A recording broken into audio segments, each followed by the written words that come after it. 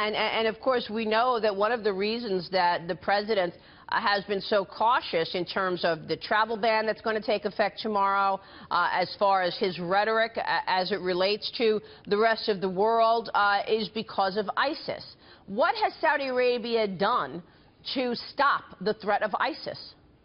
Saudi Arabia has actually done a lot to work. I mean, we have been a target of ISIS. We have actually been one of the countries that ISIS has over the last few years targeted the most. And we have been working with the United States over the last few years, and we continue to work and will continue to even work further with the United States and other countries around the world to truly eradicate ISIS and end what they have been doing in the region, but also around the world. Well, what about your colleagues throughout the Mideast? Who is funding ISIS right now?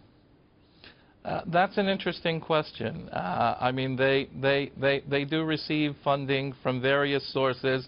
We have been working along with the United States and other countries to truly stop any kind of funding going to ISIS. We believe that we have, along with the U.S. and other countries, been quite successful, but now I think we are going to work more with the United States to truly end what is going on there and eradicate ISIS completely. And it's important to hear from you, by the way, because the public wants to know what kind of a relationship the U.S. and Saudi Arabia are looking to have. For example, what about the Qataris? Are the Qataris funding ISIS? I really don't know if they are funding ISIS. I don't believe that they are. But again, what we have been working with the United States and other countries on is to make sure that we shut down all of the sources of funding for ISIS.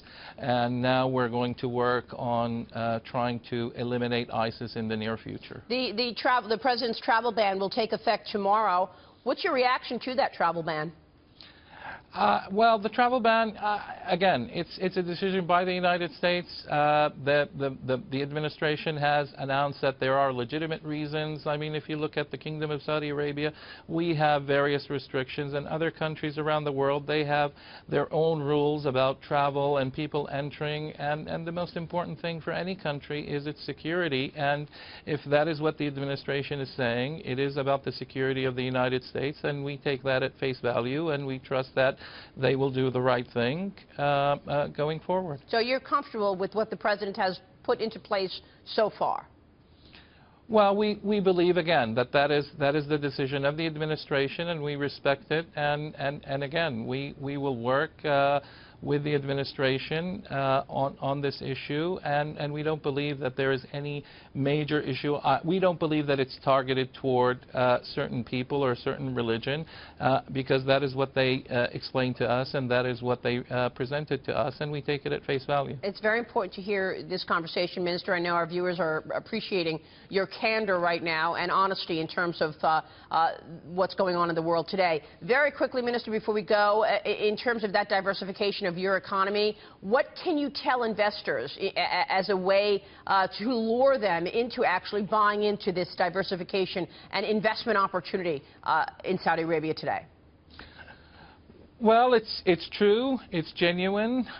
We are transparent about it. I mean, one of the things that we did, and we've never done before, we tapped into the global bond markets late last year, and we were very happily surprised by the amount of interest globally, but specifically from U.S. investors. And these are very sophisticated investors, Maria.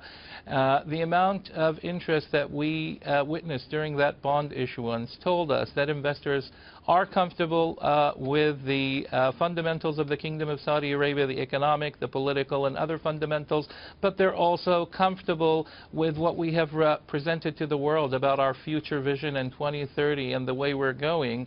And the biggest indicator to us was the level of interest that we received in our 30-year bonds. It was one of the highest ever by, if not the highest ever by, an emerging market. Yeah, it was an incredible debt raise, and I know that people were happy to see the kind of participation that you received. That was a big deal, Minister. Thanks so much for joining us this morning and telling us about it. We appreciate it.